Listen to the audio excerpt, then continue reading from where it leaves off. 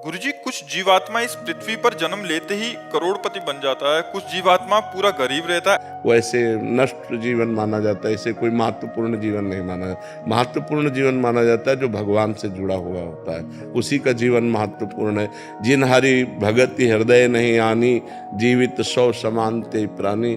इस मनुष्य जीवन की मान्यता है, हरिभज हरिभज छान नमान नर्तन को, मति बंछय रे मति बंछय तिल तिल धन को। ये मनुष्य जीवन का जो मान है, इस मनुष्य जीवन की जो महिमा है, वो भगवान के भजन की है, ना कि धन की।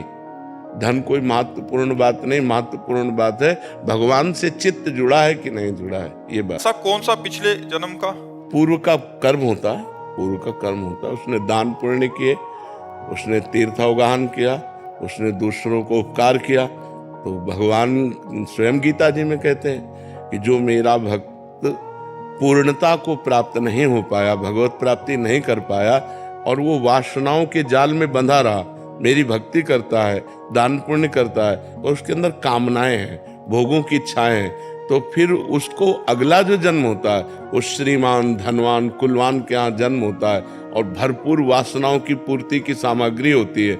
और मेरी कृपा से वहाँ जन्म लेने पर भी वो भोगों में फंसता नहीं, उसकी पूर्व की साधना उत्थान करती है, और वो भजन में तन्मय होकर के समस्त भोगों का त्याग करके दूसरे जन्म में मेरे को प्राप्त कर लेता है। उसे योग भ्रष्ट कहते हैं। तो जो पुण्यात्मा पुरुष होते हैं वो ऐसे जन्मते हैं कि सब सुख सुविधाएं ऐसे हैं, और वहाँ जन्म लिया और उनको सत्संग मिला, और वो उन सब भोगों से वैराग्य प्राप्त करके भगवान को प्राप्त। जी, कुछ ऐसा भी होता है कि पूरा जीवन ऐसे ही निकल जाए उसी भोगों में? वो केवल पुण्यात्मा होते, वो भजनानंदी नहीं होते, उनका भगवान से भजन से संबंध नहीं है।